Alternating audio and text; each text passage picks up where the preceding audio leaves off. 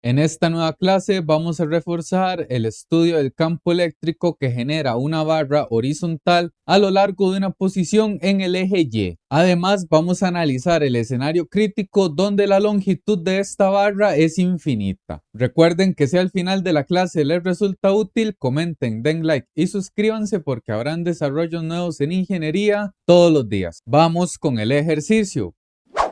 El problema 8 del capítulo 23 de Física para Ciencias e Ingeniería, décima edición, nos dice que una varilla delgada de longitud L y uniformemente cargada por unidad de longitud lambda yace a lo largo del eje X como se muestra en la figura. Demuestre que el campo eléctrico en P a una distancia D de la varilla a lo largo de su bisectriz perpendicular no tiene componente en X y está dado por esa expresión. Usando el resultado obtenido en el inciso A, demuestre que el campo de una varilla de longitud infinita es igual a la expresión mostrada. Bien, para iniciar el ejercicio, vamos a establecer un diferencial de carga en una posición arbitraria de la barra. Recordemos que como la distribución es lineal, nuestro diferencial de carga también es de una sola dimensión, por lo tanto tiene longitud de X. Y como he dicho, se encuentra en una posición arbitraria X con respecto al origen. Vamos a analizar el efecto de este diferencial sobre el punto P. Trazamos una recta entre nuestro diferencial y el punto de interés y sabemos que como la partícula es positiva debido a que la distribución tiene carga neta también positiva, se va a producir un campo eléctrico que va a través de las líneas de campo y saliente con respecto a la posición del diferencial. Por lo tanto, si este es un primer diferencial, este campo eléctrico generado también es diferencial y corresponde al de la partícula 1. Ahora bien, si ustedes extraen otro diferencial en el hemisferio izquierdo de la barra, el cual se encuentre a la misma distancia X y tenga un espesor de X, pero que representa un diferencial de carga 2, el campo eléctrico que producirá también es saliente y va a corresponder a un vector de campo 2. Por geometría vamos a llamar este ángulo alfa. Y como los catetos de los triángulos formados son exactamente los mismos, este ángulo es congruente y también es alfa. De este modo, trasladando una horizontal, los vectores de campo van a estar definidos por alfa. A su vez, cada uno de estos vectores tendrá componente X y Y. Pero observen qué pasa en el caso de las componentes X. Para nuestro primer diferencial, la componente X va hacia la izquierda y tiene un valor de DE1 en X. Para el segundo diferencial, la componente X va a ser de DE2X. Y debido a que los diferenciales de carga tienen la misma magnitud, están a la misma posición, los campos eléctricos también tienen la misma magnitud y por lo tanto las componentes X van a ser iguales. Así que de todos los diferenciales que se pueden extraer a la derecha, existirán diferenciales a la izquierda que anularán la componente X. Así que por lo tanto, en sentido formal, la sumatoria del efecto de todos los diferenciales horizontales va a ser cero. ¿Qué va a implicar ello? Que en el punto P, nuestra componente horizontal de campo eléctrico total será cero.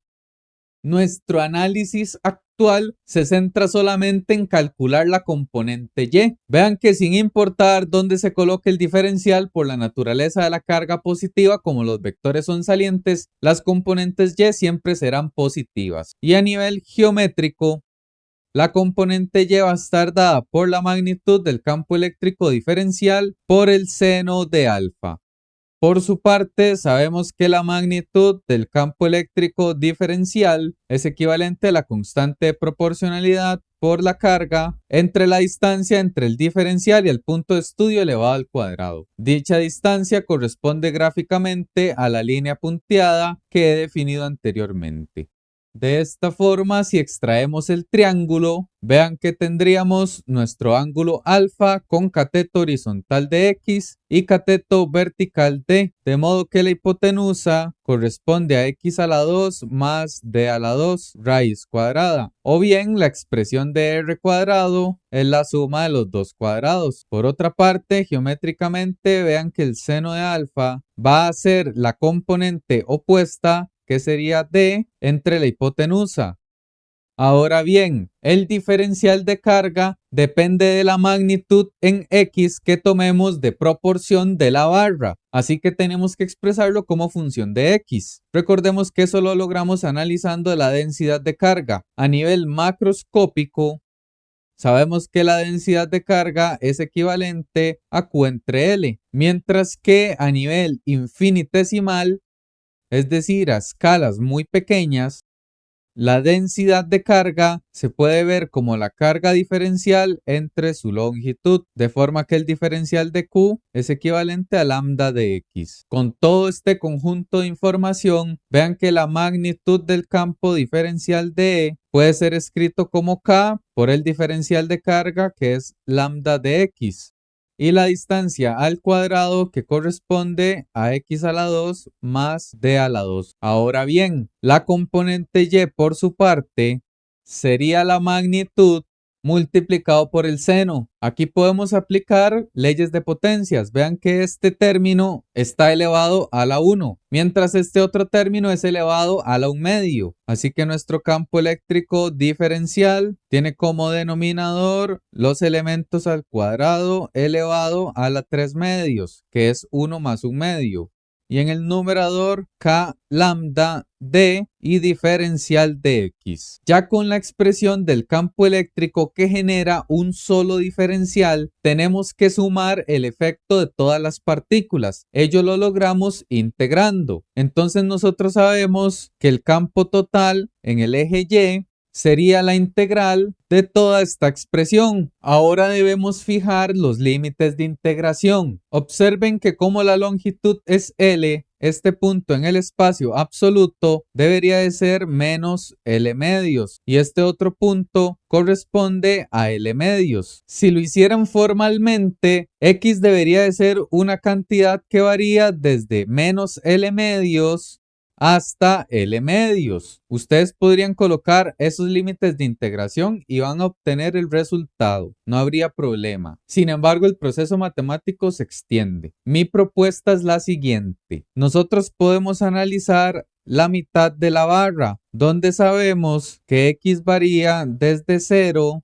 hasta L medios, pero solo obtendríamos la mitad del campo que se produce, porque solo estamos considerando la mitad de la barra. Gracias a la simetría sabemos que la otra mitad va a generar exactamente la misma componente vertical de campo. Por lo tanto, si queremos utilizar los límites desde 0 hasta L medios, es necesario que multipliquemos nuestra expresión por 2, pues ahí sí ya se estaría considerando el hemisferio izquierdo. No hay problema con la dirección porque tanto el hemisferio derecho como el izquierdo generan una componente positiva, así que se suman. Con este análisis vamos a resolver la integral. Voy a extraer las constantes primero, las cuales serían 2k, lambda y d.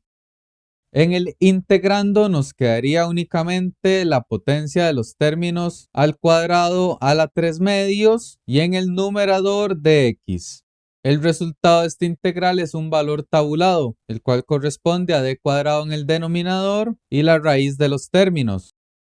Y en el numerador x. Todo ello evaluado desde 0 hasta L medios. D se puede cancelar. Y para la evaluación lo podemos extraer como factor en el denominador. Suscribimos un paréntesis y vean que primero tenemos que sustituir x por L medios. Entonces nos quedaría acá en el denominador L medios elevado a la 2 más d a la 2. Todo ello a la 1 medio. Y en el numerador L medios. Luego tendríamos que restar la evaluación de 0, pero como tenemos una X en el numerador, directamente vale 0. La expresión equivalente es la constante que ya tenemos multiplicado por L a la 2 entre 4 más D a la 2 con raíz y en el numerador L medios. Con esta expresión vamos a analizar la geometría del sistema inicial. Noten que podemos extraer un triángulo en el cual se describe el ángulo θ sub 0. Tiene un cateto horizontal que mide L medios y un cateto vertical que mide D. La hipotenusa es R. Noten que ese valor por Pitágoras sería equivalente a la primer componente al cuadrado más la segunda al cuadrado en raíz, lo cual es igual a L a la 2 entre 4 más D a la 2. Por otra parte, la expresión para el seno del ángulo θ sub 0 tiene que ser equivalente al cateto opuesto con respecto a ese ángulo dividido entre la hipotenusa. Entonces noten que sería L medios dividido entre la raíz y esta expresión es exactamente la que está escrita en nuestra componente y del campo. Por lo tanto, EY es 2 veces la constante proporcionalidad, la densidad lineal de carga, el seno del ángulo θ sub 0 y la distancia D.